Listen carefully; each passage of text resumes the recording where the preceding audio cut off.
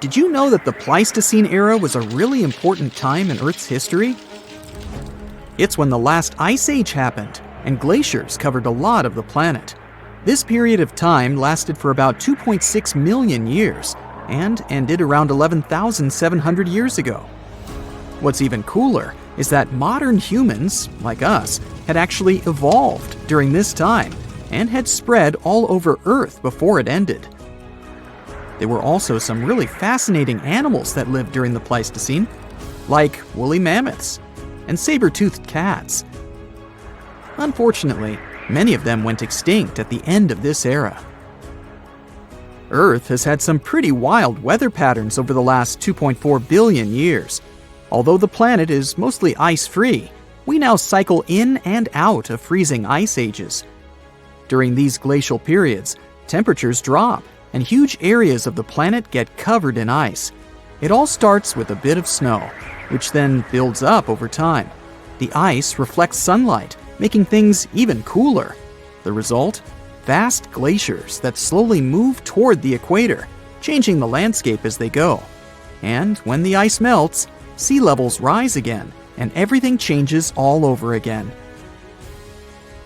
In total, there have been at least 5 ice ages so far. The first one was so intense that the whole planet turned into a huge snowball. Right now, we're actually in the middle of an ice age, but we're currently in a temporary warm spell that started around 11,000 years ago. These warm periods are called interglacials, and we're not quite sure how long they last. There are still massive ice sheets covering Antarctica and Greenland that hold 75% of Earth's fresh water. When these finally melt, it'll mark the end of the current ice age. Earth's temperature is affected by something called the Milankovitch cycles. Basically, the amount of heat we receive from the sun changes over years, decades, and millennia because of Earth's orbit, tilt, and axis angle. There are 3 different patterns to these cycles. The first is called eccentricity, which is all about the shape of our orbit. The second is obliquity, which has to do with the tilt of the Earth.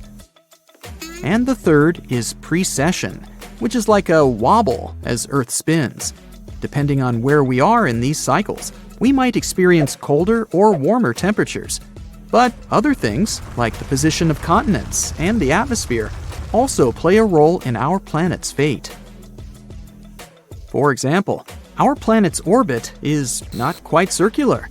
It's actually a bit elongated, shaped almost like an egg. That means we're sometimes a little closer or farther from the sun, depending on the time of year. We call the point farthest away from the sun the apogee, and the closest point is the perigee. When we're at the apogee, we're moving away from the sun, but gravity eventually pulls us back toward it. This means our orbit changes a little each time, gradually shifting our position relative to the sun. Don't worry, even though the orbit changes over thousands of years, it doesn't have a big impact on our day-to-day lives. Changes in Earth's orbit can affect how much sunlight we get during the summer. This means that ice sheets in the Northern Hemisphere will melt less, and over time, they actually start to grow. As they grow, they reflect even more sunlight, which makes the climate even cooler and spreads the ice even farther. This process can last for a really long time, like 10,000 to 20,000 years, and eventually it brings the planet into its next freezing season. As for the next ice age, scientists believe it might be postponed indefinitely. They've found that our human interaction with the environment, like the use of fuels, could delay the next ice age by up to 100,000 years. Earth's past ice ages were linked to the amount of solar radiation and carbon dioxide concentration in the atmosphere, and this research can even help us predict future cycles. It's amazing to think that our actions now could affect Earth's future for thousands of years to come. And while it's not really important when the next ice age begins, it's pretty cool to know that humans have the power to shape the future on a geological timescale. Ice ages have had a huge impact on our planet and human civilization. So it's fascinating to think how our actions now might change things, maybe even for the better. What did life look like on our planet during the last ice age, though?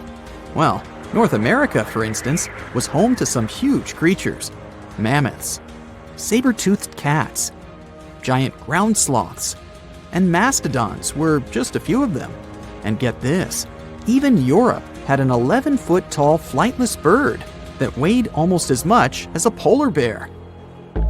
Meanwhile, down under in Australia, there was a giant lizard that lived in all sorts of habitats during the same time period. Even though some animals from the Pleistocene era aren't around anymore, you might recognize many of those that are still around today. In Alaska, for example, you can still find brown bears, caribou, and wolves. People just like us actually lived through the Ice Age too. Our species, Homo sapiens, has been around for about 300,000 years. And we've spread all around the world since then. Some of our ancestors stayed in Africa during the Ice Age and didn't feel the full effects of the cold. And others ventured out into other parts of the world, even into the chilly glacial environments of Europe. Our early relatives, like the Neanderthals in Europe, and the mysterious Denisovians in Asia, were also around during this time. Although they seem to have gone extinct before the end of the Ice Age, it's pretty amazing to think about all those different hominids that roamed Earth during that period. What's also fascinating is how our species managed to survive the Ice Age, while some of our cousins didn't. Some experts believe that our adaptability, social and communication skills, and the use of tools played a huge role in it. And guess what? Humans didn't just hunker down during that time. We actually moved into new areas. Fossilized footprints found at White Sands National Park in New Mexico prove that humans have been in North America since at least 23,000 years ago. That's close to the peak of the last Ice Age. While a full-blown Ice Age might still be far away, there is a possibility of a mini Ice Age coming our way. Some scientists believe that in about 10 years, we might experience a significant drop in solar activity, leading to colder temperatures in the Northern Hemisphere. This could result in conditions similar to the Little Ice Age in the late 17th century, when the Thames River in the UK froze over. While scientists aren't quite sure what caused that cooling, it's fascinating to think about the potential changes. We've done it before, so we know that humans will most likely survive the next real Ice Age, even if we don't manage to figure out a way to stop the next freezing era. But it would come at a high cost. All the ice that would cover most of the Northern Hemisphere would have to come from oceans, which would cause the sea level to drop. This could mean more land for some countries, but it would also create other problems.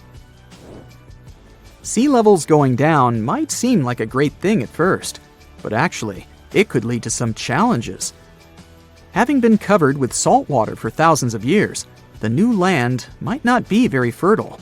This means it wouldn't be great for growing crops, and we'd have to find other ways to feed ourselves. Back when humans first started out, there weren't many of us, and there was plenty of food. Now, with over 7 billion people on the planet, it's a different story. We'll need to be resourceful to make sure everyone has enough food to eat. Hey, want to take a wild trip back in time to the Jurassic or Cambrian era? Trust me, it's going to be a wild ride, but surviving in those ancient environments would require some serious skills.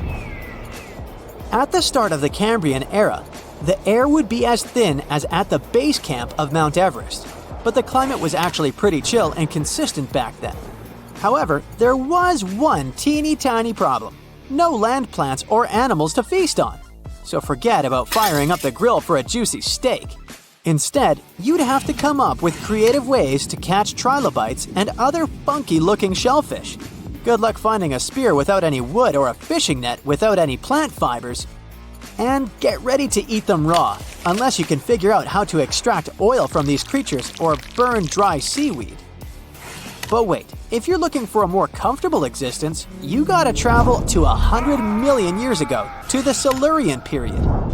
Here, things start to get a bit easier. The air is still thin, but there's a bit more oxygen to go around. Plus, the climate is warmer and cozier. Simple land plants have finally made their debut. Not only that, but the first bony fish also show up on the scene, so you might actually find something more palatable to munch on. Just watch out for those prehistoric millipedes and spider-like creatures that share the land with you. They might not be the best dinner companions. Yeah, it all sounds fun and feasible, but let's talk a bit more about this crazy idea of instant transportation. If you magically appeared in a different time, the first thing you'd have to worry about is the amount of oxygen in the air.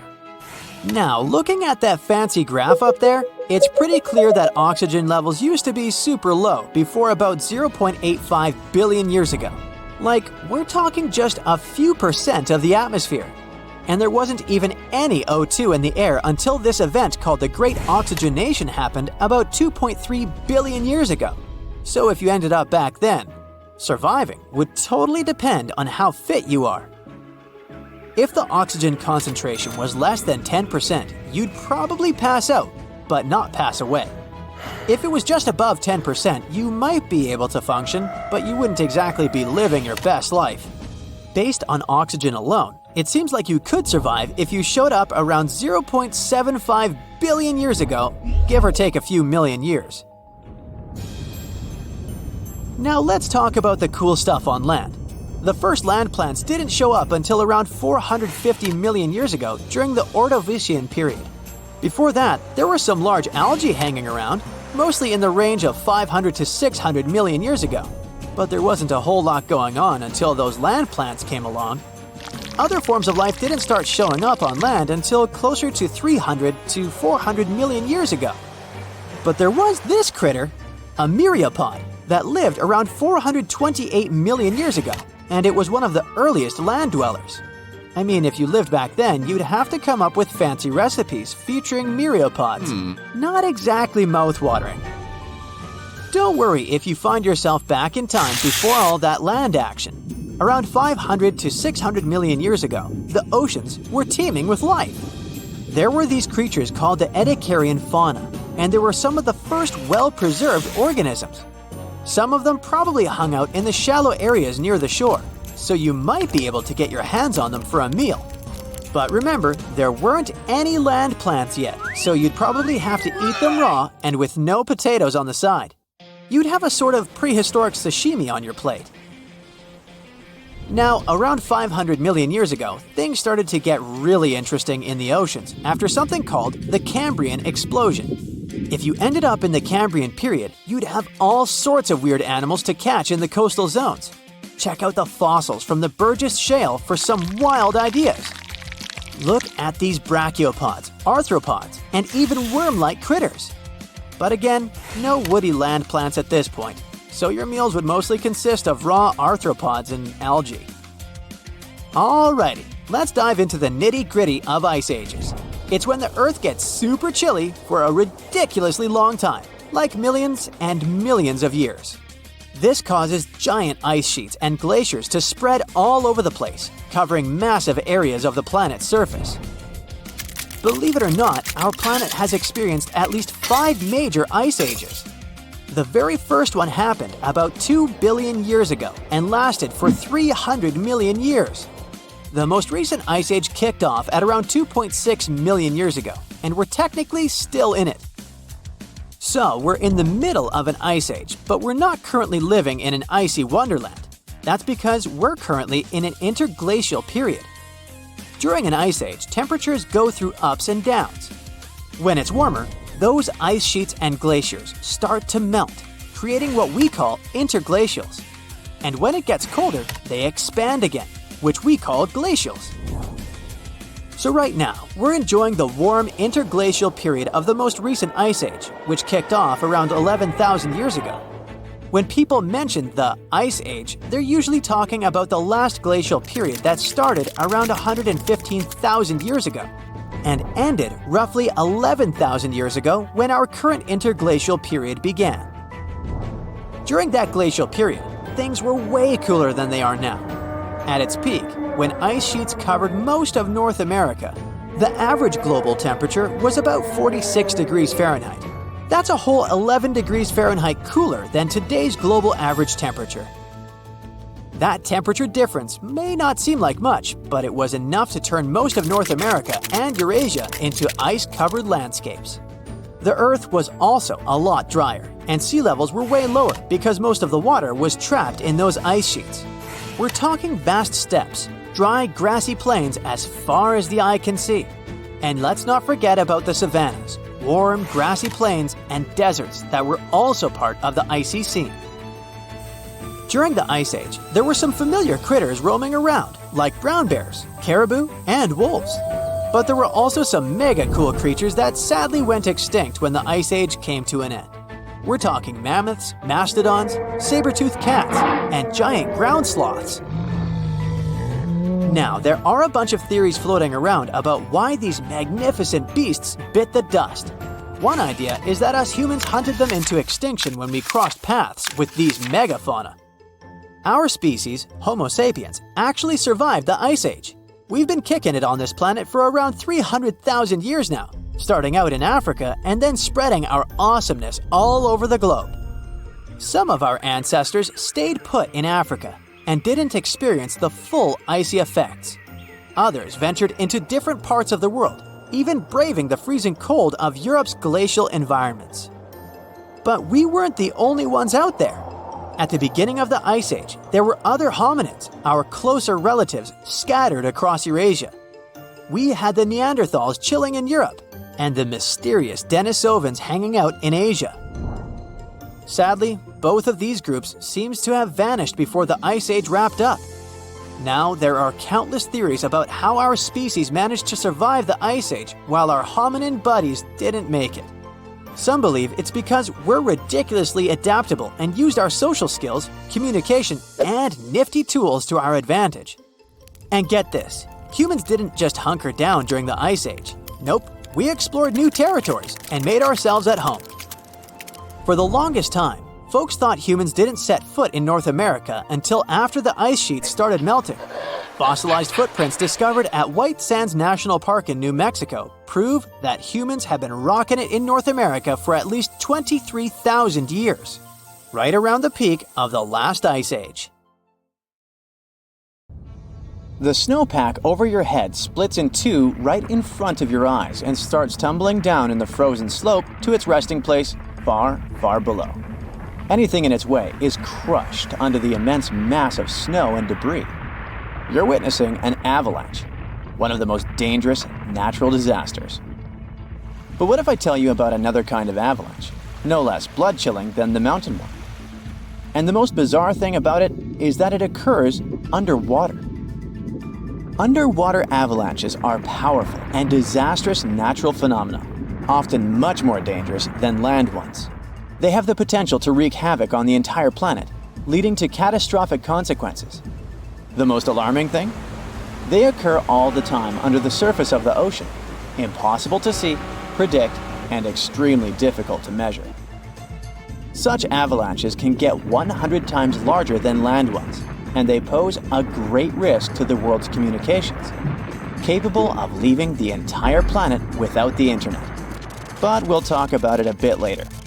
First, let's go 60,000 years back into the past. We're near the northwest coast of Africa, ready to witness the colossal scale and devastating impact of a ginormous underwater avalanche. It started as a quite small underwater landslide in the Agadir Canyon. At first, it was just 0.35 cubic miles of material, but in no time, this mass increased more than 100 times in size while traveling across the Atlantic Ocean floor. As the avalanche sped up and grew, it picked up gravel, sand, rocks, and mud. It carved a devastating path through one of the world's largest submarine canyons, wiping out all forms of animal and plant life on its way. The disastrous flow was so powerful that it literally eroded a 250-mile stretch of the canyon, cutting hundreds of feet into its sides and damaging a total area of 1,740 square miles. That's the area of more than 3.5 New York cities. As for the force of the flow, it was so immense that it propelled massive boulders up the canyon walls to heights of up to 430 feet. Before scientists discovered the evidence of this catastrophic event, they had seriously underestimated the scale of destruction caused by submarine avalanches. By the way, these devastating catastrophes can start not only far away in the ocean, but also at estuaries. Let's go back to 14 January 2020 and see for ourselves. A turbidity current, a rapid, downhill flow of water containing a lot of sediment, rushed more than 680 miles from the Congo River estuary in the deep sea. This current appeared due to two factors: terrible flooding along the Congo River in late December 2019 and unusually large spring tides. This resulted in an avalanche of sand and mud. Its volume was equivalent to 1/3 of all the sediment produced annually by all the rivers in the world. This sediment avalanche accelerated, increasing in speed from 17 feet per second in the upper part of the Congo Canyon to 26 feet per second when it reached the end of the channel, almost 700 miles away from the coastline. This route made it the longest avalanche of sediment ever measured on our planet.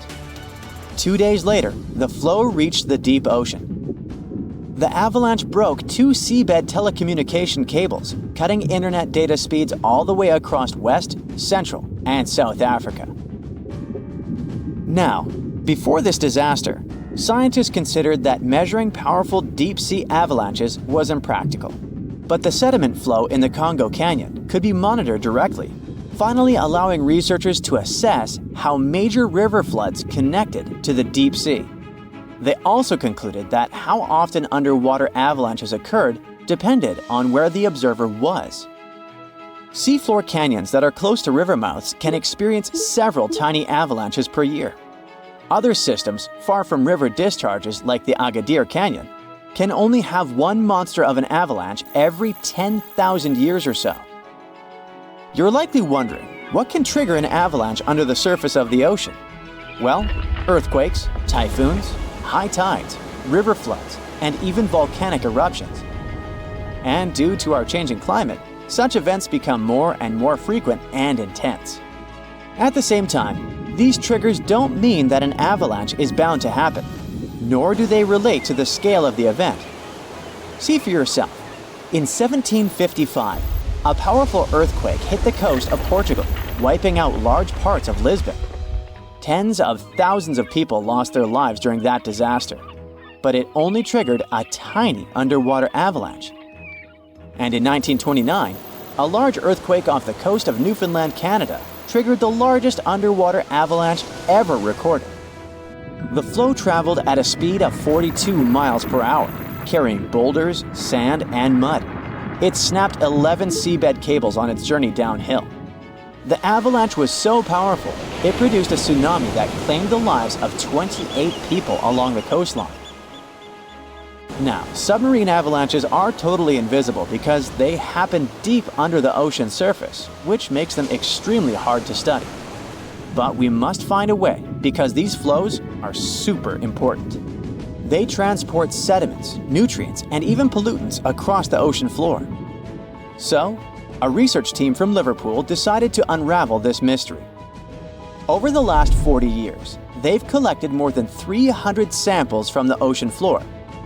Combined with seismic and bathymetric data, which is a fancy word for ocean mapping, they managed to reconstruct a massive submarine avalanche. It was the first time an underwater avalanche of this size was mapped out.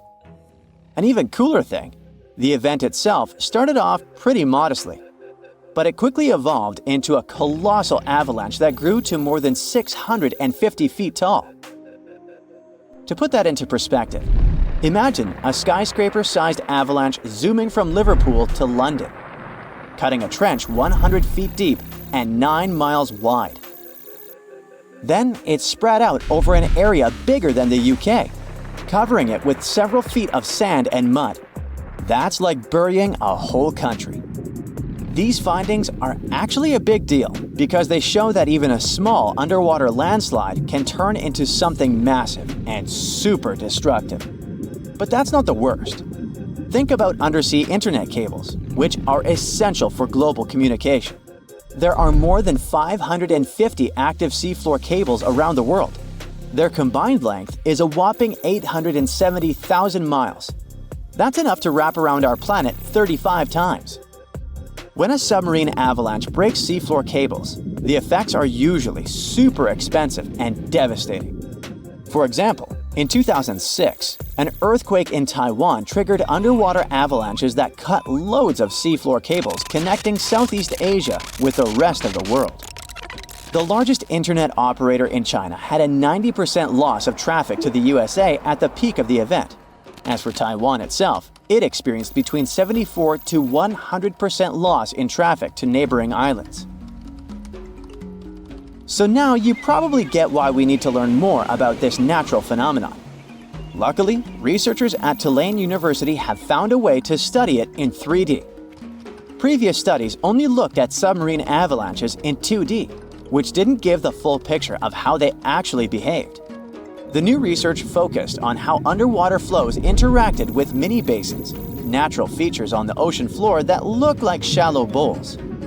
Despite being called mini, these bowls can be huge, up to 4 square miles.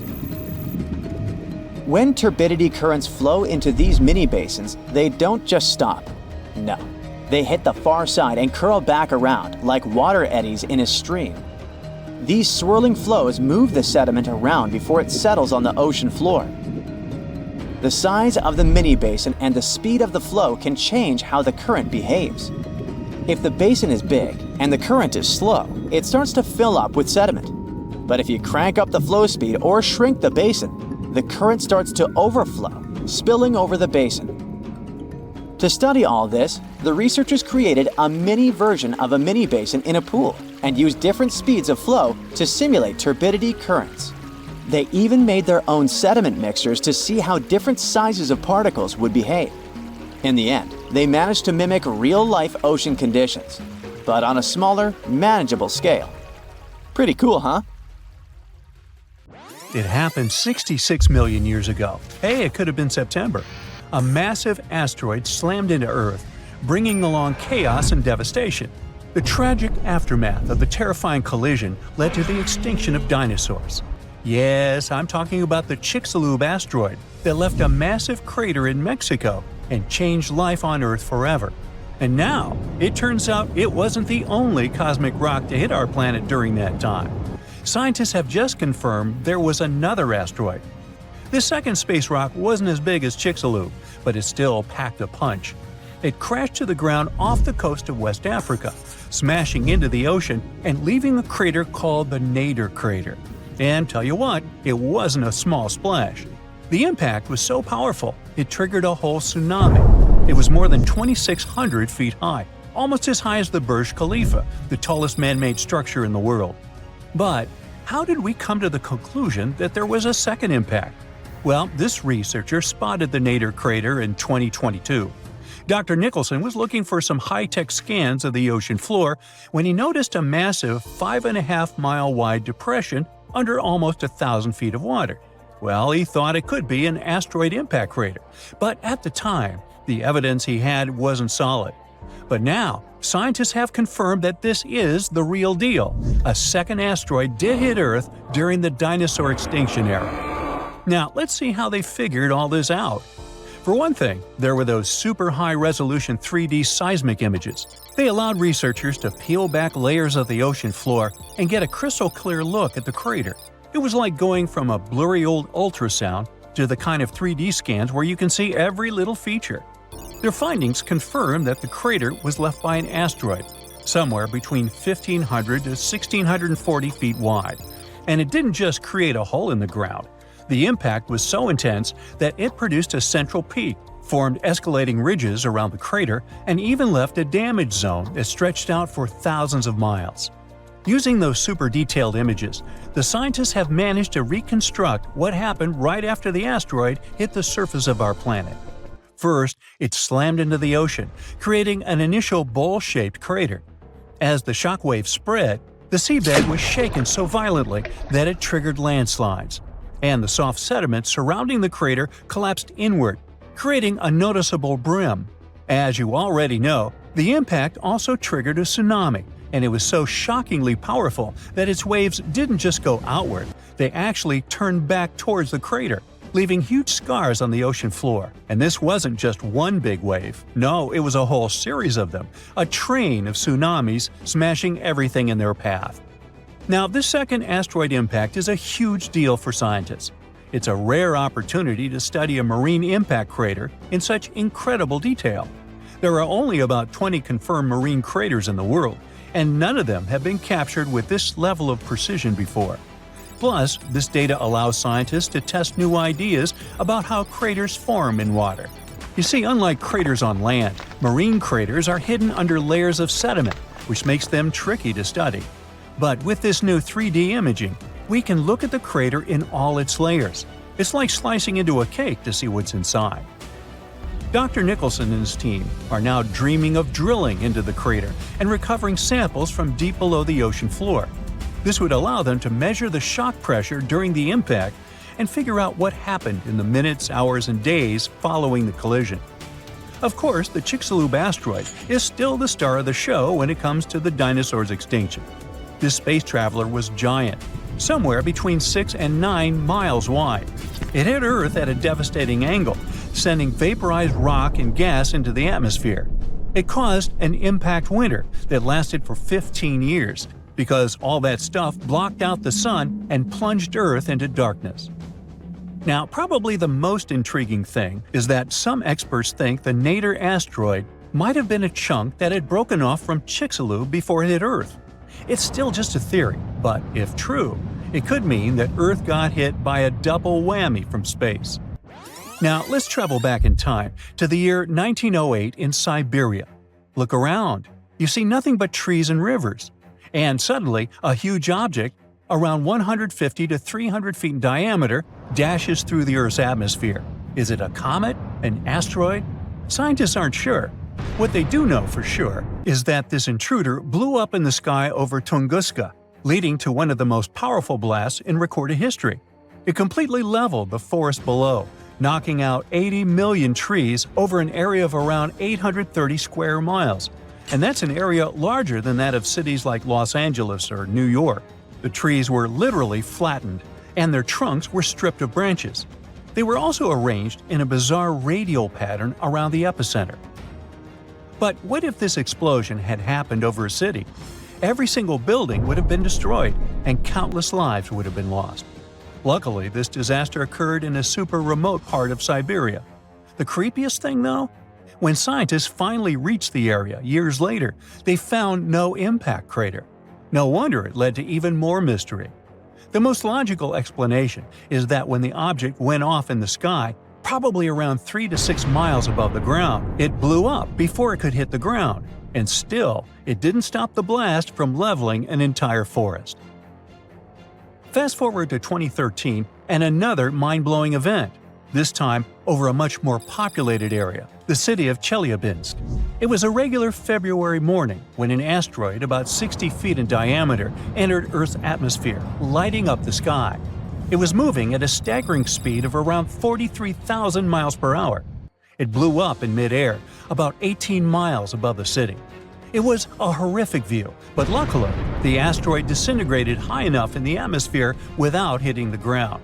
If it had touched down, the city would have been in big trouble, because even though there was no direct impact, the explosion still created a shockwave that tore through the atmosphere, hitting the ground with enough force to shatter windows all over the place. The blast damaged around 7,200 buildings, but fortunately, there were no direct fatalities. Still, it was a major wake-up call. This wasn't just some far-off cosmic event like Tunguska.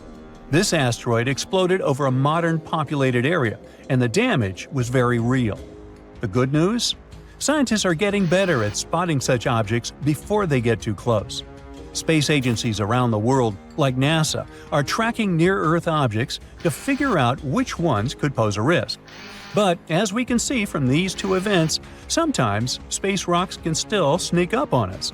And while the chances of a major impact are low, the stakes are really high. At the moment, there's one asteroid that NASA's keeping an eye on. It's called Bennu, and it's about the same size as the Nader impactor. Bennu is considered one of the most hazardous objects in near-Earth orbit. According to NASA, there's a small chance it could hit the Earth between the years 2178 and 2290, and the biggest risk date is September 24, 2182. But don't freak out just yet. The odds of the impact are only 1 in 2,700.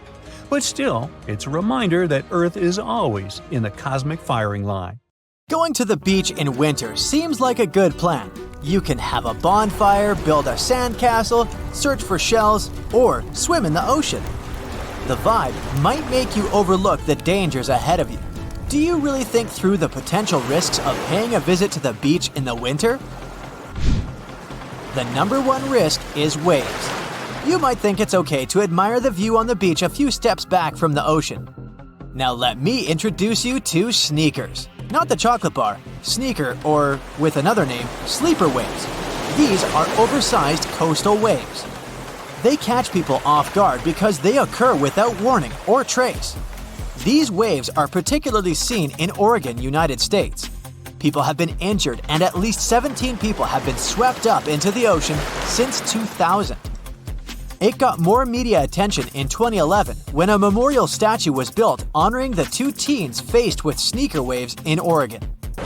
So, how come these waves are so dangerous? It's about their nature. They come out of the blue.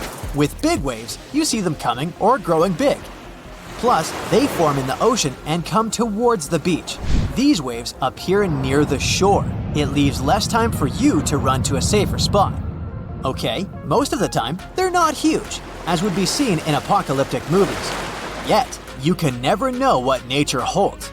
Maybe you remember this example from Mavericks. In 2010, a crowd was watching the surfing competition. Suddenly, two large waves struck the people on the beach. It broke the seawall and injured more than 10 people. Sneaker waves don't look particularly larger than other waves until they break and quickly reach the beach. They form in a period of 10 to 20 minutes in between soft and regular-sized waves. They can surge more than 150 feet beyond the foam line. Then they reach the land with high power. Plus, they carry lots of sand and gravel with them.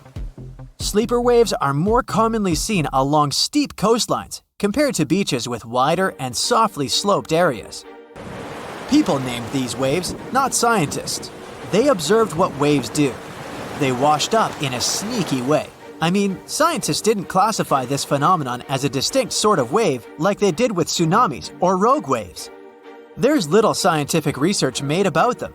Researchers say that sneaker waves form in offshore storms. These storms transfer the wind energy to the water surface. The waves carry this energy and then arrive at the beach during times of calm weather. The larger amount of energy they obtain compared to the regular waves that preceded them causes them to go higher up the coast. Imagine you go for a walk on the beach with your dog. The waves gently reach the beach. You play the throw and catch game. You don't know about sneaky waves, so you turn into an unwary beachgoer. What's the risk? Being washed into the water trapped against rocks. Since it's winter, you tend to wear heavier clothes.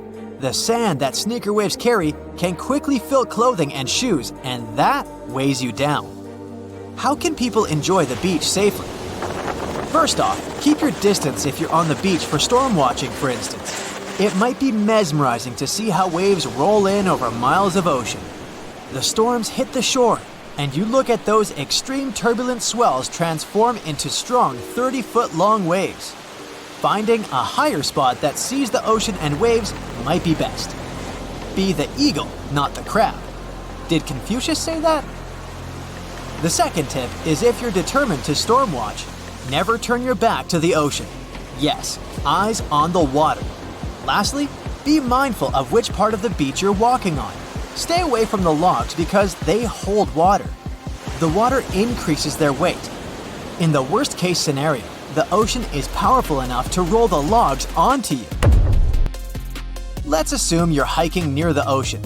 Use the designated trails because park authorities determine them as the safest roads possible. Going off-route can sound charming, but it can be dangerous for you and harmful to the ecosystem in the surrounding area. Now that you know where to walk, you can keep your eyes open about the geological stuff.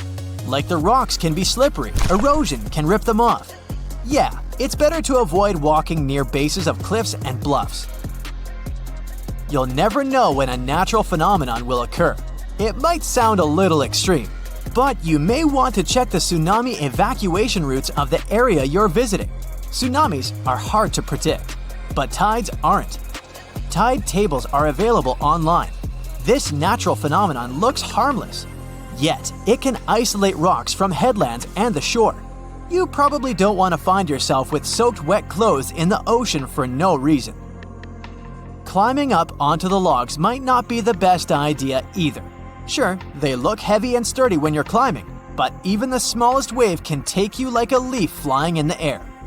Not just logs, but also jetties are tricky. Sudden waves can make you lose your balance, and you can collapse.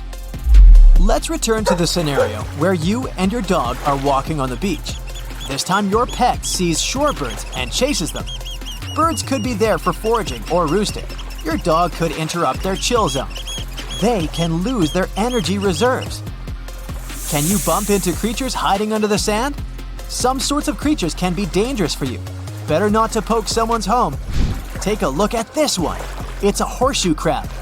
This one looks scary, yeah, but it's safe as long as you don't step on its spines. So it depends on the type of creature you see, but generally, it's okay to explore the sand with caution. Until now, we look at scenarios where you were on the beach when they caught up to sneaker waves. You could be in the water too.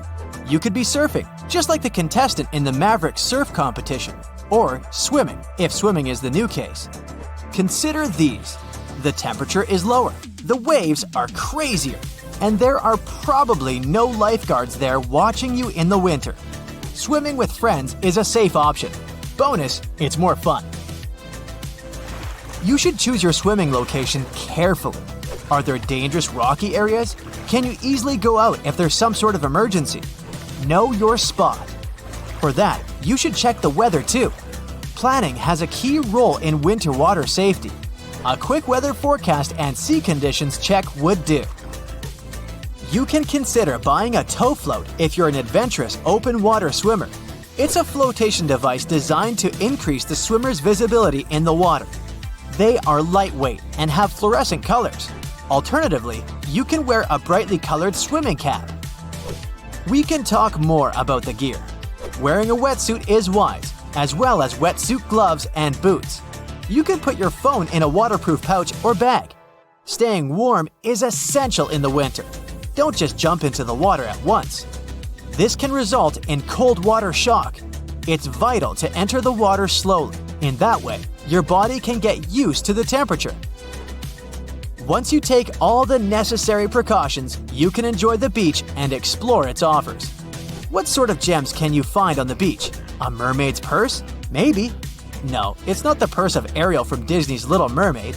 That's actually an egg case belonging to sharks and rays. It's made out of keratin, kinda similar to your hair and fingernails. These purses are the place where the embryo grows. The egg hatches and the cases are carried away with the water to the beach. If you want to find one, you can look at the area near the seaweed. Have fun while searching for it! Now, I'm ending this video with a quick joke that's suitable for the cold weather of winter. What did the ocean say to the beach? Nothing. It just waved. Oh wow, there's a hole in the bottom of the ocean. It seems that the ocean has a leak. But it's not like a leak you would expect, where water is flowing out. It's more like a spring since water is flowing in, not out. This unique leak is something we know as Pythia's oasis. A grad student was the one who accidentally discovered it. He noticed bubbles that were rising to the surface. Normally, bubbles in the ocean tell us there might be some hydrothermal vents, which are hotspots for some pretty cool things. These vents are actually like hot springs on the seafloor, but instead of bubbling with warm water, they release a fluid that has been superheated in the crust of our planet. When seawater seeps into these cracks and travels deep into the crust, it comes into contact with the extremely hot mantle. This heats seawater to very high temperatures, and as it moves back up towards the surface, it carries dissolved gases and minerals. When the hot fluid shoots out of the vents, it mixes with the surrounding seawater and quickly cools down. Just a short distance away from the vent, the temperature can drop to a comfortable 68 degrees Fahrenheit or so, which is, as it seems, exactly what some creatures like. And there are some real weirdos living down there in the darkness, like ghostly fish, giant red-tipped tube worms, and a unique type of shrimp with eyes on their back. And some of them, like tube worms and bacteria, rely on the chemicals and minerals released by the vents to survive in harsh conditions. But in this case, the bubbling water didn't come from a hydrothermal vent. It was there because of a spring, and that's a bit more concerning. You see, the water in this reservoir needs to stay where it is. If too much of it seeps out, there could be some serious consequences, especially for the surrounding area.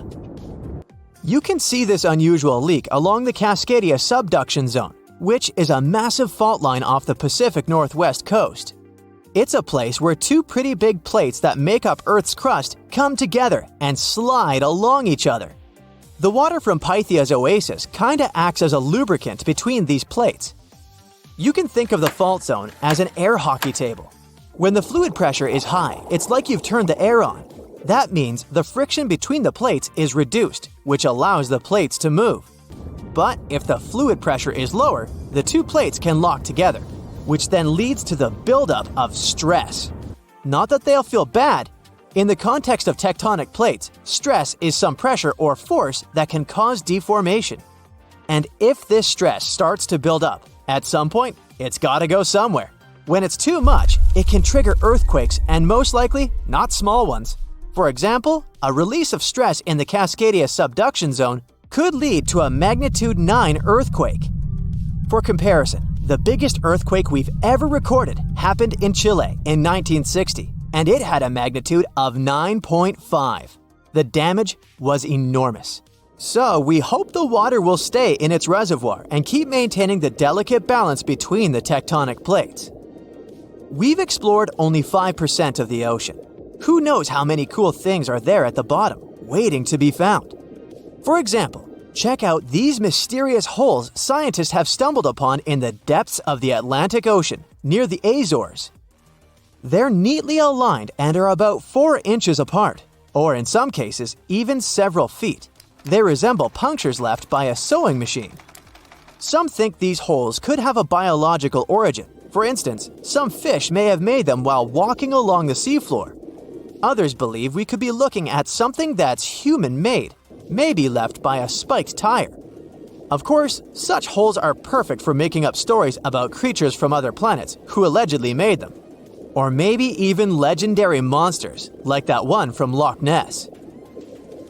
It's definitely hard to explain such symmetry of the holes, but one deep-sea biologist offered a pretty good explanation. He said there could be an animal burrowing beneath the sediment, and from time to time, it could make little chimneys just to get access to clean water circulation in its small burrow. I mean, there are sediment piles around the opening of each hole, and they do support the idea that something pushed the soil from below. But there's still no proof these holes are actually connected beneath the surface. And there are also a lot of things hidden at the bottom of the oceans and seas that ancient civilizations left us. For instance, archaeologists made a really cool discovery off the southern coast of Croatia, a road hidden under layers of sea mud that's 7,000 years old. They found the ancient road at the sunken Neolithic site of Solin. The site of Solin was a human-made island in ancient times, and an archaeologist discovered it 2 years ago. He was studying satellite images of the area around Korčula, one of the beautiful Croatian islands. When he realized there could be something interesting at the bottom of the sea, he dove into the water with his colleague. And under the surface of the Adriatic Sea, which is part of the Mediterranean Sea, at a depth of 13 to 16 feet, they found stone walls that were most likely part of some ancient settlement. The landmass where people built the settlement was separated from the main island by a narrow stretch of land. Luckily, this area is protected from big waves by the surrounding islands, so the site remained relatively well preserved. It's now hidden beneath the surface of the sea and covered in mud. But it's so exciting to imagine how people walked on that road nearly 7,000 years ago, visiting nearby settlements. If you want to see the weirdest creatures, you can always head to the bottom of the sea. Actually, scientists have determined there could be more than 30 potentially new species at the bottom of the Pacific Ocean. They've collected them using their remote-controlled vehicle. That's a big step because until recently, they could only study such creatures through photographs. I'm talking about segmented worms, different types of coral, some invertebrates similar to centipedes, and many others. But there are also many old freaky creatures that we already know about that look like they came from sci-fi movies. Red octopus, blobfish. Okay, this one kinda looks normal until you raise it to the surface. The goblin shark, Sloane's viperfish, zombie worms. Ugh. Yeah, I hear ya. Let's move on. The seafloor hides things from space too. There are traces of rare forms of plutonium and iron at the bottom of the Pacific Ocean. And what's awesome is that all this has come from space. These radioactive materials probably formed during some kind of cataclysmic event in space and eventually made their way out to our beautiful home planet. And this extraterrestrial debris most likely appeared on Earth within the past 10 million years. After it fell to the Pacific Ocean and settled at a depth of almost a mile, it became part of all those layers of rock down there. Plutonium is especially exciting for scientists. I mean, only tiny amounts of it have been found, hundreds of atoms maybe. But it's still remarkable because these atoms are created by exploding stars. Things like this can help us better understand how the universe produces elements heavier than iron, like plutonium, gold, uranium, and platinum. We're still not sure about the origins of these elements.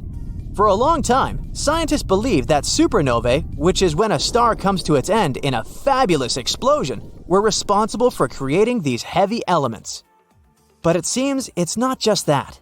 Some other cosmic events, such as the collision of neutron stars, which are super dense collapsed stars, or some rare types of supernovae, could also be involved. Whoa, let me get my popcorn! The largest volcanic region on Earth is not in Africa or Japan, but under the ice of Antarctica.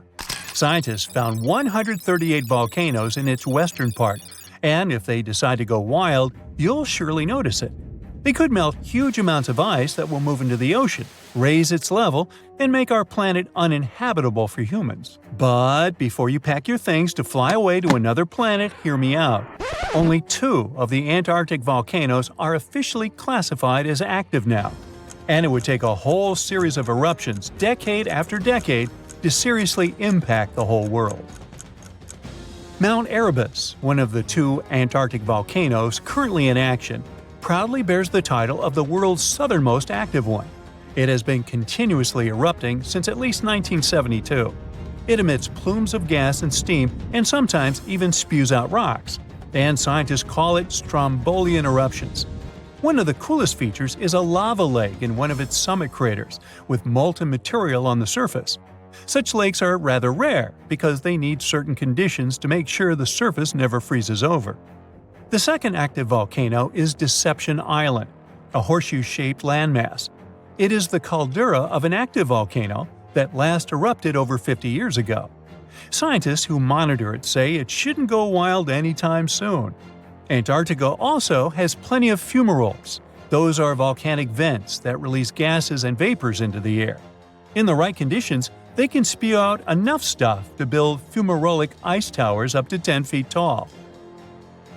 Scientists keep an eye on the Antarctic volcanoes with seismometers that detect when the Earth starts trembling from volcanic activity. Sometimes they also use more complicated tech, but it's all really challenging because of how far away this polar region is and how tricky it is to get there. That's why no one can predict when one of the continent's volcanoes that are now sleeping might erupt. We can guess what this waking up would look like if we analyze the events from nearly 20,000 years ago. So, shall we? One of Antarctica's sleeping volcanoes, Mount Takahe, had a series of eruptions and spewed out a good amount of halogens rich in ozone back then. Some scientists say these events warmed up the Southern Hemisphere. Glaciers started to melt and help finish the last ice age. For these events to repeat, we'd need a series of eruptions with substances rich in halogens from one or more volcanoes that are now above the ice. It's an unlikely scenario, but since it already happened in the past, it's not completely impossible.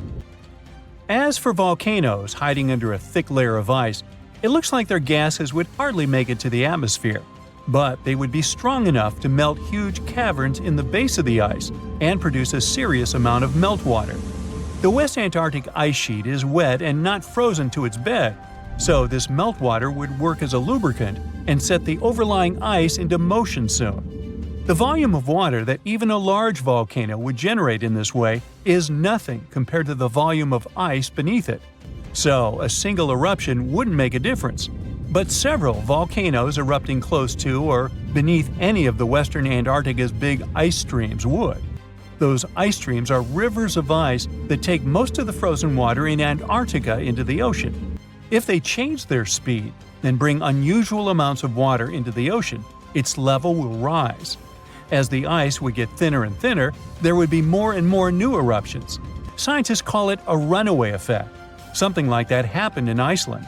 The number of volcanic eruptions went up when glaciers started to recede at the end of the last ice age. So, it looks like, for massive changes, several powerful volcanoes above the ice with gases full of halogens need to get active within a few decades of each other and stay strong over many tens to hundreds of years. Antarctica stores around 80% of all the fresh water in the world, and if they melted all of it, global sea levels would rise by almost 200 feet. And then we'd have to look for a new planet to live on. But this again is an unlikely scenario. It's more likely that the eruptions under the ice will lubricate ice streams and seep water into the ocean, but it wouldn't be the end of the world. A super strong, super angry supervolcano could do it though, and it has already happened in the past. Over 200 million years ago, the world went through a major makeover with not one, not two, but 4 massive volcanic eruptions in huge pulses. The supervolcano called Camp had been erupting over and over for 600,000 years. It all happened in Wrangell, a large chunk of land that used to be a supermassive volcano stretching across what's now British Columbia and Alaska. And it wasn't the lava or the volcanic ash that ruined the environment. The eruption made carbon levels skyrocket. The planet would never be the same again. This volcanic activity might have helped dinosaurs grow from cat-sized critters into giants we saw in Jurassic Park. It kicked off a 2 million-year rainy season. It made the whole world hot and humid, and the dinos just loved it. Researchers dug deep into sediment layers beneath an ancient lake in Asia to uncover these secrets. They found traces of volcanic ash and mercury, clear signs of those epic eruptions. There were carbon signatures showing huge spikes in carbon dioxide levels. It made the atmosphere toasty, and the rain poured down. So the bad news is, another eruption like this could happen. The supervolcano beneath Yellowstone National Park has been sleeping for nearly 70,000 years. But if it wakes up, it would be many times more catastrophic than the eruption of Mount St. Helens in 1980. It's considered the most disastrous volcanic eruption in U.S. history. It followed 2 months of earthquakes and injection of magma below the volcano that weakened and destroyed the entire north face of the mountain. The eruption column went 80,000 feet into the atmosphere and spread ash over 11 U.S. states and several Canadian provinces. The last Yellowstone eruption was 1,000 times greater than that. The ground above Yellowstone sits on a hot spot made of molten and semi-molten rock called magma. This magma stuff flows into a chamber beneath the park, about 4 to 6 miles down, making the ground puff up like a balloon. But then, as it cools down, the ground goes back to its usual state. Volcano watchers have been keeping an eye on this for a century. They noticed the ground lift up about 10 inches around 20 years ago, but since 2010, it's been going back down. The experts say we have no big eruptions on the horizon, so doomsday isn't coming anytime soon. But there's some underground activity going on lately which keeps us interested. Since humans haven't been around to witness every little thing Yellowstone does, it's kind of tough to say for sure what's brewing down there. Yellowstone has had some epic eruptions within the last couple million years. They happen like clockwork, with gaps of 600,000 to 800,000 years between them. The last big one was around 640,000 years ago, and it basically reshaped the entire landscape, spreading ash and debris as far as Louisiana. You can still see the aftermath of the last big eruption in the Yellowstone caldera today. Experts say a massive eruption like the last one is an unlikely scenario. We're more likely to see eruptions of steam and hot water or lava flows.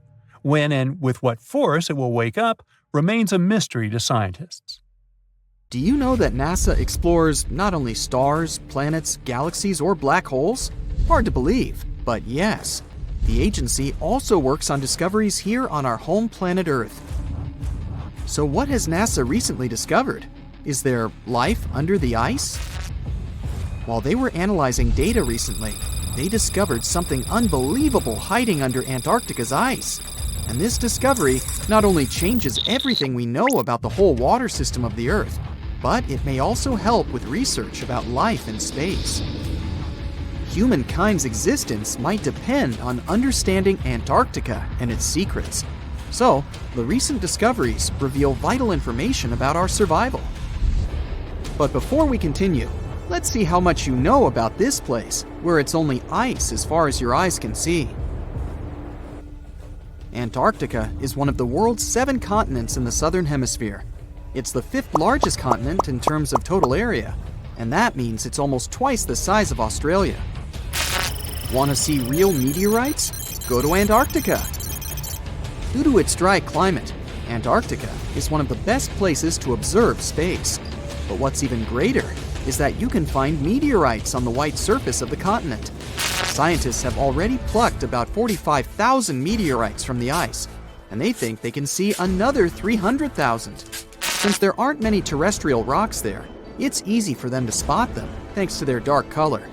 Antarctica's dry desert environment also helps preserve them, even the ones that fell to Earth more than 1 million years ago.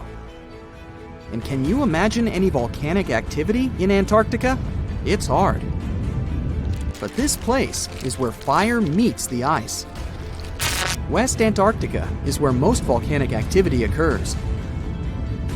Scientists recently found that 138 volcanoes exist in West Antarctica alone. Wow! You would think that Antarctica is always cold, but no. Its coastal regions can get as warm as 50 degrees Fahrenheit. But have you ever wondered what Antarctica would look like if there were no ice? It may seem unimaginable now, but it was not always covered by ice. That was 34 million years ago though, so nobody could tell how the continent's surface would be without the ice. But NASA changed that. They generated computer simulations and created the most accurate map of it as of today. What they saw was incredible. The continent was not flat at all like it seemed.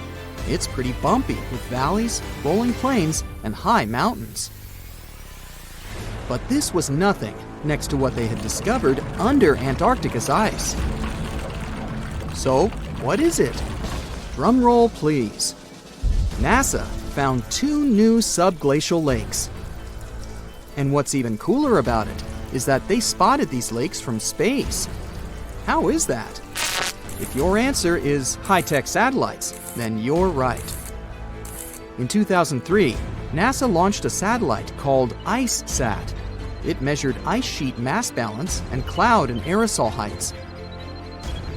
The satellite also helped create the ice-free map of Antarctica. In 2010, the European Space Agency launched the second satellite, CryoSat-2. It was for tracking the changes in the thickness of the ice. Then, in 2018, NASA launched the third one, IceSat-2, a follow-on to the IceSat spacecraft. It measured ice sheet elevation and sea ice thickness. It was NASA's most advanced Earth-observing laser instrument. it delivered the highest precision data. And when that was combined with the data from the other satellites, it was possible to spot these two new lakes near a pair of larger ones. But how is it possible that these lakes exist in the first place? The average thickness of most Antarctica ice is approximately 1.2 miles. However, it can get over 1.8 miles thick in some places, especially during the winter. So, you might think that there's nothing under there, but science says otherwise. It's not quite possible to see it with your bare eyes, but the continent's ice is slowly but constantly flowing in different directions under the force of its weight. But scientists could not figure out how water moved for many years. That started to change in 2007, when data gathered from the IceSat provided insight into what hides beneath the surface. They first discovered an entire network of meltwater lakes connected under Antarctica's fast-flowing ice streams, and there were hundreds of them.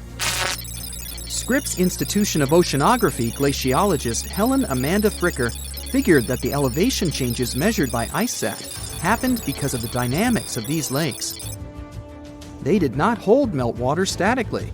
Instead, they were filling and draining continuously over time through a system of waterways. And as they did that, the ice above rose and fell. But where do they drain? The ocean, of course, and it drains a lot. A recent study, co-authored by Fricker, found that the drainage of one lake flushed as much as 198 billion gallons into the ocean in only 3 days. Countless mysteries about how nature works are still waiting to be solved. But finding the two new lakes will give scientists a better picture of how fast the Antarctic ice sheet will change as the climate gets warmer, and how this will affect global ocean currents and sea level rise. The filling and draining cycle of the lakes also cause the ice sheet to suffer cracks and crevices. So, the information they find from these new lakes will also give them a better understanding of the damage on the surface of the ice. They will also be able to assess how this filling and draining system influences the speed at which ice slips into the oceans and seas. And that means they can evaluate how the added fresh water may alter marine ecosystems. This discovery may also suggest whether life is under the ice. Wow! Scientists drilled through about 3,504 feet of ice and found that water samples taken from one of the lakes contained approximately 10,000 bacterial cells per milliliter. Such a high number of bacterial life is a good sign, because that means the icy waters might also support higher life forms, such as microanimals, and one of these new lakes might even be their home. But the most exciting thing is that the new lakes might help them understand whether life on other planets is possible. Scientists believe any life below the frozen surface of the planet Mars might follow the patterns seen in Antarctica's lakes. So, there is a possibility that they might find critical new information on the type of life that may have existed on the red planet. You wouldn't want to be there during the winter, though. The lowest temperature on Earth you can experience is negative 128 degrees Fahrenheit. In 2010, there was an even lower temperature of negative 135 degrees Fahrenheit. And you may feel this cold much worse due to the strong and dry winds. Did you know that the size of the ice surface on Antarctica also changes throughout the year? It's about 1.2 million square miles during the summer, but when it's winter, it grows to 7.3 million square miles. Yet, despite the change, it remains the largest piece of ice on Earth. Sorry, Arctic, you lose. Do you know these cute little penguins? Consider these animals the locals, because there is no native population in Antarctica. It's a no man's land, because no single country owns it. But do you know who really owns it? 5 different species of penguins, seals, and killer whales. Ha ha. Despite the continent's harsh conditions, you can visit it as a tourist for fishing and research purposes. Around 5,000 people reside on the continent during summer at research stations. But when winter comes, the number naturally drops down to 1,000. Antarctica's ice blanket makes up 70% of the world's freshwater reserves. Imagine what would happen if it melted. the global sea levels would be raised by almost 200 feet. Not a lot of people have heard of this mysterious body of water named after famous English explorer Sir Francis Drake. Even though Drake himself never sailed through these waters, one of his ships did pass near this location and discovered a connection between the Atlantic and Pacific Oceans. That's how the area got named the Drake Passage in 1578. Soon enough, the passage became known for some mysterious disappearances. It got the reputation of being the roughest and most unpredictable stretch of water in the world. It's now known for its strong winds and rough seas, with waves that can reach up to 60 feet in height. The passage also has powerful currents with speeds never seen before. Does it sound like a good start to an adventure book? Sure, it doesn't make the place any less real. If you ever decide to travel between the southern tip of South America and the southern tip of the Antarctic Peninsula, you will come across the infamous Drake Passage.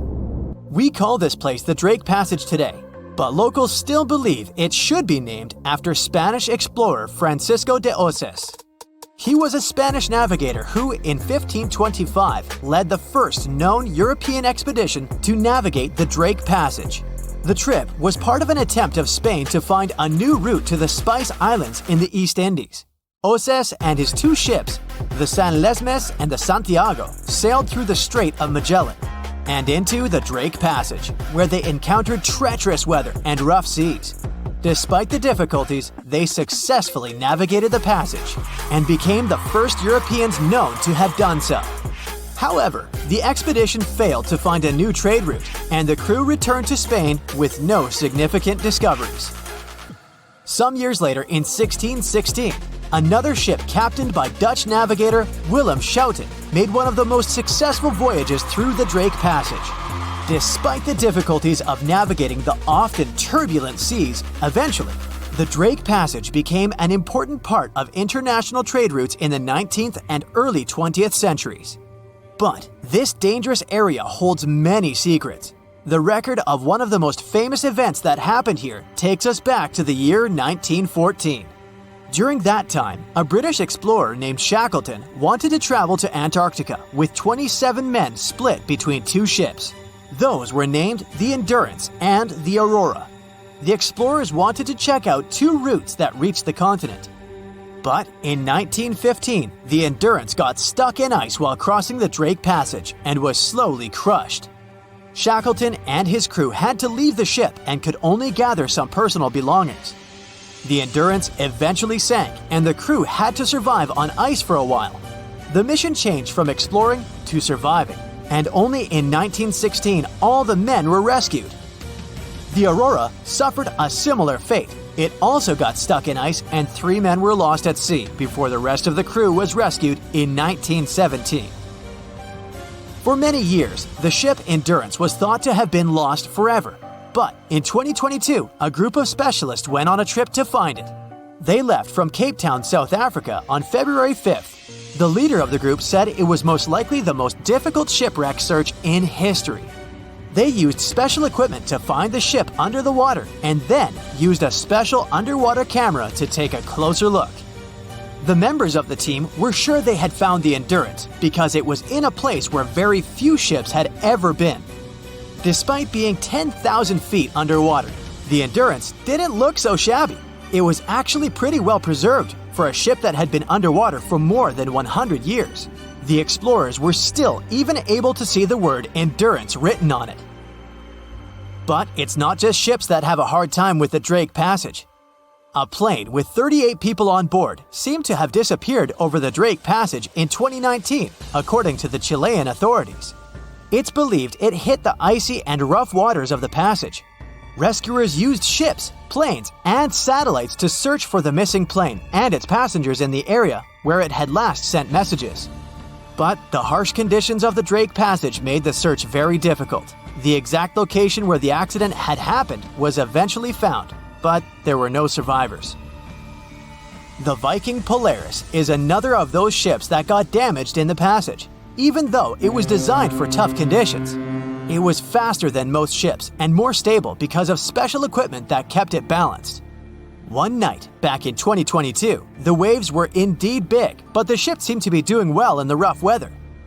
But then, on its way back to port in Ushuaia, Argentina, a rogue wave suddenly hit the ship without warning. People on board felt like they had been hit by an iceberg. Rogue waves are much taller than other waves around them, and they're very unpredictable. Scientists still don't know exactly why they occur. When this rogue wave hit the Viking Polaris ship, it immediately broke windows on the second deck. Some people on board were hurt, but thankfully, most of them had been properly trained before boarding the ship and knew what they had to do in case of an emergency. The crew was also very good at helping the passengers. Most of them even claimed later that they would board the ship for the second time, despite such an unexpected experience. The boat eventually made it to the port without suffering further damage. What makes this region so hard to cross, though?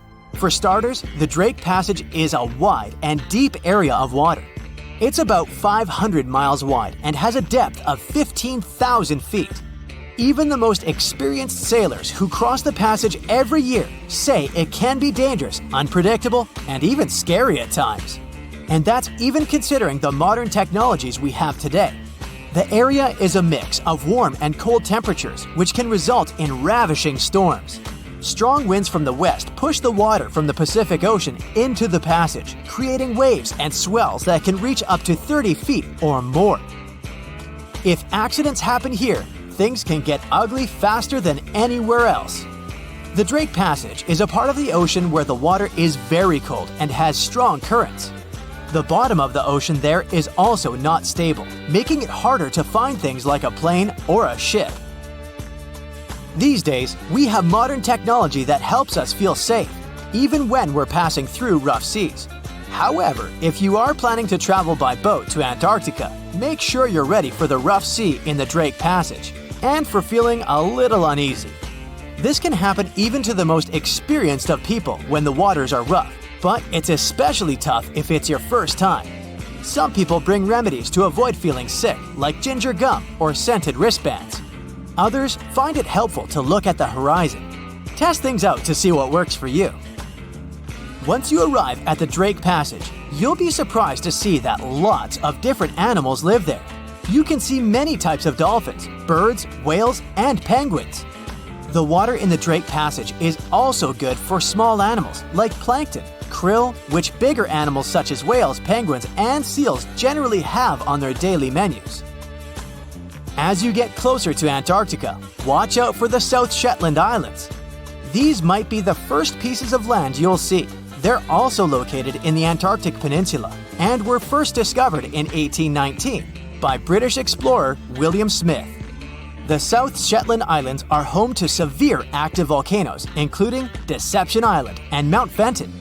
The islands are also where you can find a number of endemic species, including the South Shetland Islands Gentoo penguin, which is only found on this piece of land. The sea, this unrelenting water beast, has been defying all attempts to tame it for centuries. Many ships driven by the wind have gone through the harshest parts of the world. Some have survived the struggle with the sea, and many have come off second best. It's the year 1834. A ship called the Pilgrim is setting a course to sail from California to Boston. The journey will venture around South America and then past Cape Horn of Chile. Richard signs up as a merchant seaman aboard the Pilgrim. This is his first voyage at sea. The crew tells Richard stories of the Drake Passage off Cape Horn, a route that's legendary for its dangers. Countless ships and sailors have disappeared in those waters. Since Cape Horn's discovery in 1526, it's quickly become known to all those that have sailed around it as the ultimate test of any mariner's skill and of any ship's strength. Those that have survived the journey call Cape Horn a sailor's nightmare. Jack the helmsman, a salty veteran, steers the ship towards this most dangerous of all routes. Jack has been aboard the Pilgrim since it was first commissioned in 1825. He's passed by the Horn many times, each time learning a different lesson from the tests provided by the sea. The Pilgrim has been refitted since its past voyage a year ago. Richard values Jack's experience, given that it's his first journey at sea. Jack assures Richard of his confidence in the Pilgrim. even though it's just a small wooden brig with 2 masts. Jack's aware that wooden vessels are gradually becoming outdated, replaced by new steam-powered ships. But Jack prefers the maneuverability of the Pilgrim and would take it over the steel ships any day. Richard is excited to be aboard. There's so much to explore in life as a merchant seaman, but the guy struggles to acquire his sea legs on the boat. Forceful winds make the Pilgrim move faster, providing Richard with a quick introduction to life at sea. At the same time, nothing can prepare him for what is to be experienced at Cape Horn. It's the southernmost point of land before Antarctica. The gap between the icy continent and Cape Horn holds the infamous Drake Passage. Approximately 700 miles between Cape Horn and the Antarctic Peninsula. Strong winds provide an uninterrupted, steadfast journey toward the Horn. But, as Jack tells Richard, the winds are more concentrated at the Drake Passage. They create a funneling effect, becoming stronger and more unpredictable. Richard is unsure of what this might mean for the Pilgrim, but understands that there's no easier route to travel around South America. A few days pass. The Pilgrim sails by the many islands that make up the western coast of Chile. Although the sea has been relatively calm, Richard continues to deal with his lack of sea legs. His movements are still not very graceful. The constant, ever-swaying deck rises and falls, and Richard finds it hard to get used to the motion. Random large waves hit the Pilgrim from every angle. The ship is quickly approaching Cape Horn. Richard looks towards great thunderous black clouds in the distance. "Welcome to the Horn," Jack says, half laughing. A wry smile upon his face soon disappears. The man gets serious, knowing what awaits them all. Stronger winds start blowing the sails as the crew scrambles to hang onto the ropes. Richard desperately sets to adjust the aft sails, adjusting for the constant change in strong southerly winds. Jack holds firm at the helm, knowing the importance of his role. He's wary of the swell. It can build very quickly the further south they travel. It's crucial the Pilgrim doesn't venture too close to the Horn when they approach. The great darkness that was in the distance is now all around them, filling the sky in every direction. Blackened clouds throw rain and hail down at the crew as they try to resist the enraged weather. Jack is directed by the captain at the helm, changing the direction of the vessel. The temperature has dropped significantly. Barely keeping the water from his eyes, he turns toward the port side bow to provide his face a brief break from the torment of the wind. Looking out into the distance, the man sees the Horn standing alone, surrounded by mist. It's a haunting sight. He steers the Pilgrim along the face of the Horn, the distance getting shorter. The waves shrink in height since the depths become shallower. But these waves are much steeper, and their angle can cause more damage to the wooden vessel. Jack's unsure how much of these waves the Pilgrim can take before the hull is breached. Richard, still posted at the aft sails, watches the water and icebergs floating by. He's unsure how large they actually are, since they're mostly hidden underwater. But he knows to alert Jack if any get too close. Just one iceberg hitting the Pilgrim will be all that the hull can withstand. Dutifully, he watches over the side and into the distance. Icebergs aren't the only thing to look out for. Rogue waves are common in these seas as well. The connecting Antarctic and Pacific Oceans, mixed with stormy weather, form waves together. This creates much larger rogue waves. Such waves have been known to reach up to 100 feet tall. They can destroy most vessels in their path. It'll surely be the end of the Pilgrim if it comes across a rogue wave. Strong currents adjust the route of the Pilgrim, as though the Horn is trying to lure the ship toward its rocky shallows. Slowly, they are getting pulled closer toward the Horn. Jack is fighting the current at the helm. Spinning the wheel, he strains his body as much as he can. Grunting, he plunges the wheel from the port side to starboard and back again. The captain keeps yelling directions. To a novice, they're extremely confusing. But Jack, a hardened veteran, continues to interpret the directions with ease, steering to readjust their course away from the Horn. The captain orders Richard to assess the hull below the decks. With the level of pounding the Drake Passage has provided so far, it's surely harmed the ship in some way. Richard runs to the deck as another sailor yells something at him, but the noise of the sea makes it difficult to hear. A wave hits the side, flowing onto the deck. Richard manages to hang on to the mast before he's almost swept overboard. The entire front deck seems to be underwater. Hanging on as the water rolls off the sides of the ship and waiting for it to clear, Richard watches the horn slowly go past. Still, it beckons toward the Pilgrim, as though asking for its dues from the crew. The currents are still pulling the ship, while the storm is raging on, with no end of the struggle in sight. The storm is growing ever larger and fiercer. Richard gathers himself to head below and assess the damage. After a slow descent to the lower decks, Richard can finally look over the hull from the ship's quarters. There's no damage from what he can gather. But he's shocked by the depth of the water inside. It's now at waist depth. Cups, amongst other things, float in the water. Even inside the ship, the guy can't escape the waves. Unable to make sense of it all, he stands frozen, listening to the almighty power of Mother Nature outside. The sea roars even more wildly, waves constantly thudding against the hull.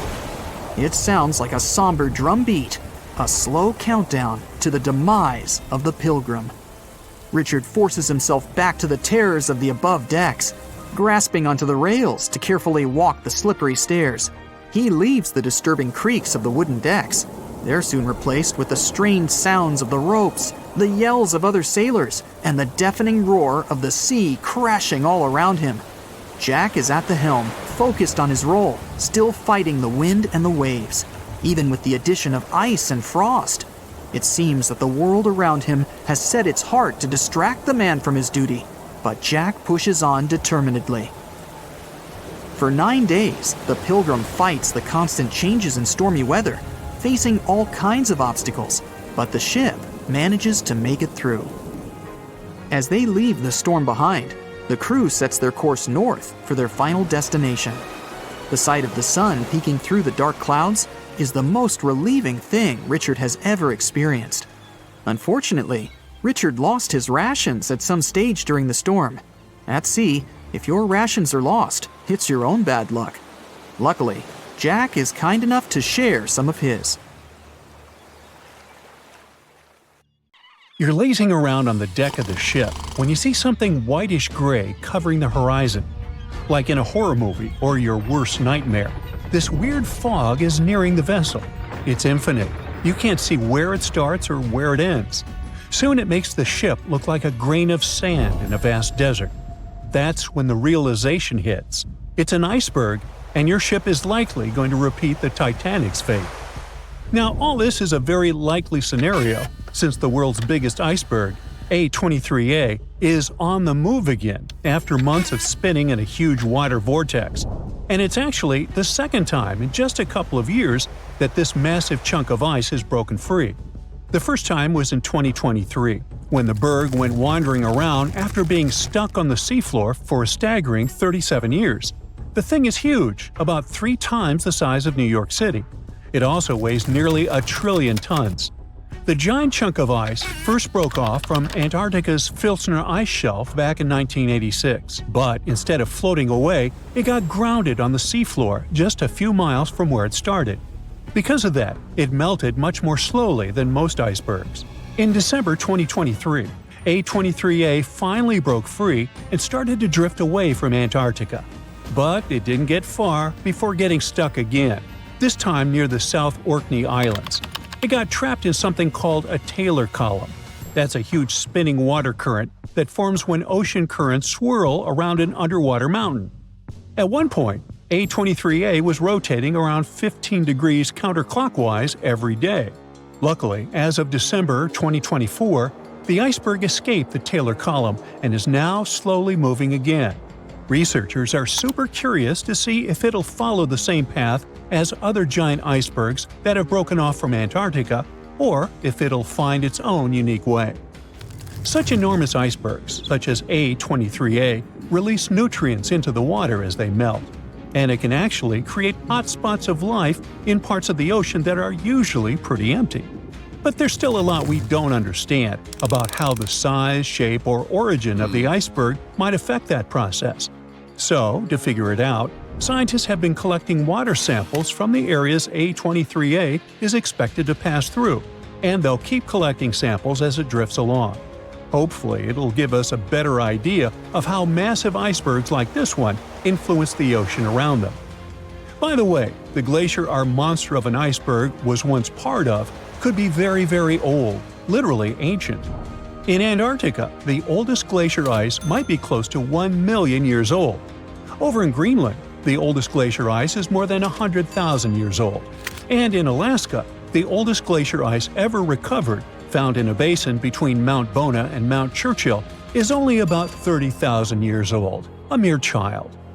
At the same time, in a typical Alaskan Valley glacier, it only takes about 100 years for newly formed ice to travel through the entire length of the glacier. For something like Bering Glacier, which is Alaska's largest and stretches over 140 miles, the ice can move through the whole thing in less than 400 years, and that's a lot of movement for such a massive glacier. Now let's move on to Iceberg Alley, a stretch of the Atlantic Ocean that runs from the Arctic to Newfoundland. If you want to see as many icebergs as you can, that's the place to be. Tons of icebergs float through this place every year. Most of them come from Greenland. In spring and summer, big chunks of glaciers break off and get carried by north-south currents through Baffin Bay into the Labrador Sea, where they eventually melt.